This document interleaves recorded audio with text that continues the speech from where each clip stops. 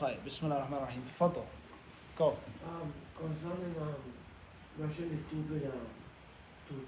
toothpaste Okay. in the month of Ramadan, can you do it or not? That's fine, inshallah. As long as you rinse out your mouth, there's nothing wrong with it. Can you use it to brush? Yes. Yes. That's it. Okay. Alhamdulillah. Tafadal. When a person makes ruku, where are the elbows supposed to be? Are they supposed to be tucked in or extended out? When you make ruku', where should the elbows be? The elbows should not be tucked in. The elbows should not be touching your body. The elbows should be locked. Not bent or bowed, but locked. Place your palms upon your kneecaps and try to make your back straight as possible without your head being up or down. Common mistakes that many brothers make. Many brothers. Many. When they make ruku', they put their heads like this. That's wrong. When they make ruku', their heads are low like that. That's also incorrect. The head should be straight with the back. And from that which allows your back to be straight and not low or high is the locking of the elbows. And not putting the elbows on the body, tucking your body. Wallahu alam.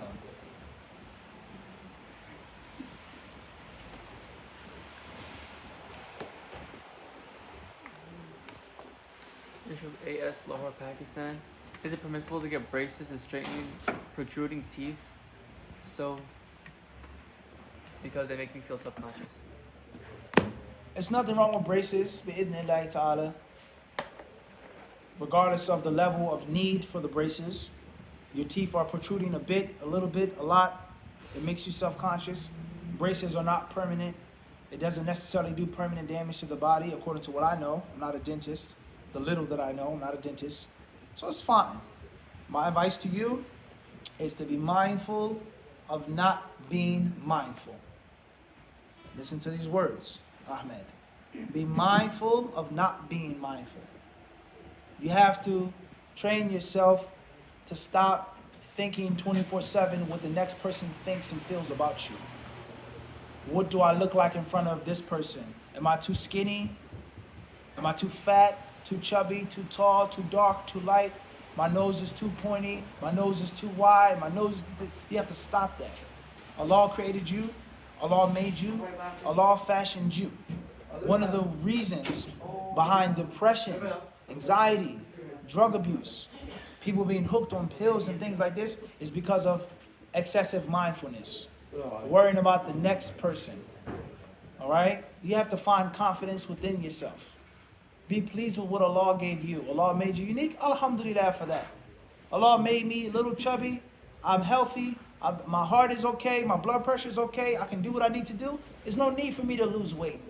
Why do I need to lose weight? Just to please you? So you can say, you're thin enough now. That you have a good figure, a good form. That's wrong. I'm too thin. I need to gain weight. I need to do some push-ups. I need to, I have to beef up and I have to be brawny. For what? What does being skinny stop you from on a daily basis? Does it stop you from working? Does it stop you from praying? Does it stop you from taking care of your wife, your children? Does it stop you? Is there disorder? Then be pleased with you being thin. Alhamdulillah. So stop being worried about what people think about you. And the people's pleasure is something that you can never achieve. Someone is going to be displeased with you. If you're thin, you gain weight, someone will say, oh man, I liked you better when you were thin. You have dark skin, you get your skin bleached, you say, oh, you look ugly, you look horrible. If you have pale skin, you get a tan, they're going to say you look burnt. You can't please everybody. Be pleased with what Allah has given you. Find inner peace with yourself. And Allah knows best. Fadal. Yes. Surah Ar-Ra'd, the 13th surah, it's included in the block of surahs from 10 to 14 about prophets. So I was wondering, aside from the usual machinations in terms of like where the surah was revealed, the year it was revealed, what makes this surah so special that it would be included in the block of surahs from surah 10 to 14 about the prophets? Understood. Question is with regards to the chapter Ar-Ra'd, which is translated as the thunder. Okay? Chapter number 13 Why is it included in the block of surahs that speak about the prophets and the messengers and their stories, etc.? Is there anything special? etc. The answer is that to understand this, we have to understand something else. And that other thing that we understand is that the Quran was sent down upon the Prophet ﷺ for 23 years. The wording of the surahs is directly from the Prophet. The organization of the verses is directly from the Prophet ﷺ.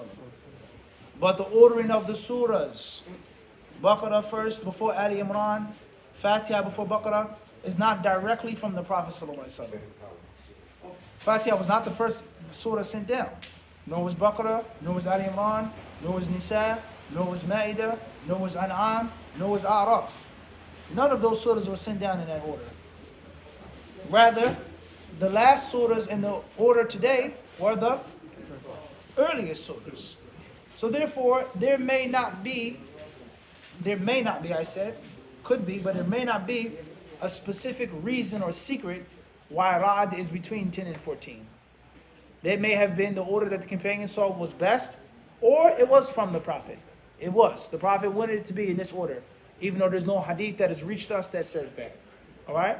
What's important is that there are many surahs that deal with the prophets and the messengers, their stories, in whole or in pieces and segments. And Allah knows best. That's in brief. Okay, next question. Fadl. If we combine Maghrib and Isha, are we allowed to pray Tarawih right after? Question says, if we combine Maghrib and Isha, are we allowed to make Taraweeh right afterwards? When is the time for Taraweeh? When is it legislated? It's legislated after when? After Isha. It's Sunnah, Nafila, after the Fard. So hypothetically speaking, you've offered your Fard. The nighttime has come. ومن الليل فتهجد به نافلة لك هكذا والله أعلم. تفضل. If somebody comes late to Janazah Salah, they've missed a few takbirah, what are they supposed to do? Question is regarding the janazah prayer. They miss some of the raka'at. What should they do? One way of looking at it is, what are your plans? Are you planning to follow the procession or not? If you're planning to follow the procession, then obviously you need to follow the procession. Understood? And the janazah prayer is not mandatory upon every single Muslim. It's like you missed something that wasn't originally obligatory upon you to perform.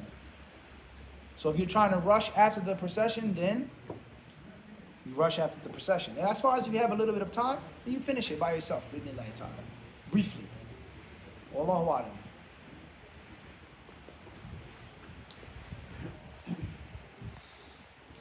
Initials AM on UK. Is it still recommended to say that the prescribed adhkar, if I'm hearing the adhan on an app on my phone? Questions from London. Is it recommended to say the prescribed adhkar from an adhan app? You're not going to lose anything, inshallah.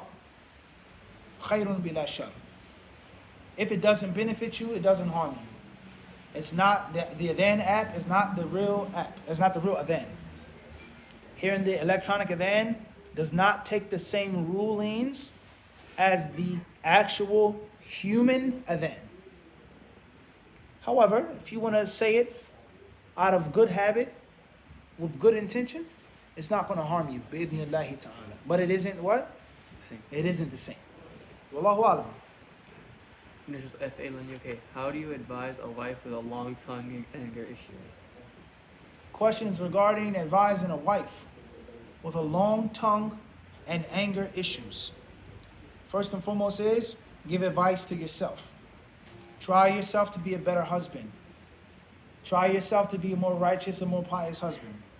Try yourself not to provoke your wife to practice in the use of her long tongue or her anger. Try your best to avoid.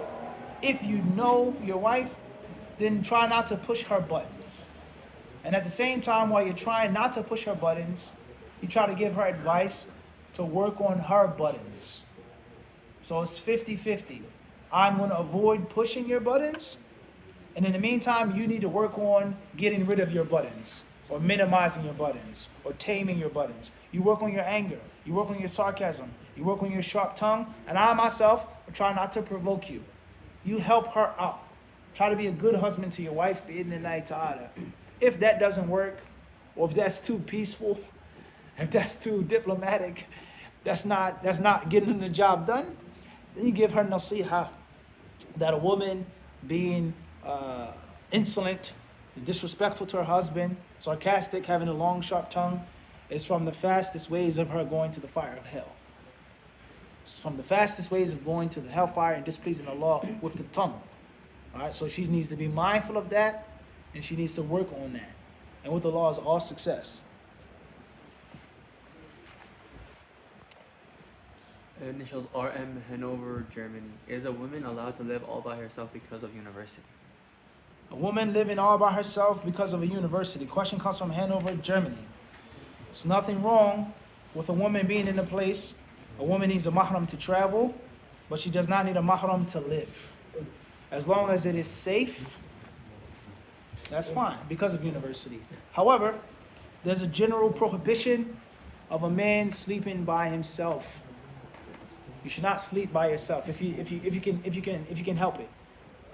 It may not necessarily be haram, but it is not advisable for a person to be alone, to be by themselves. Travel by yourself, sleep by yourself, and live by yourself. It isn't advisable. That's for men and women. But if a woman is safe, she's not traveling, there's no mahram needed for her to be there. Wallahu alam. Fadl Ahmed.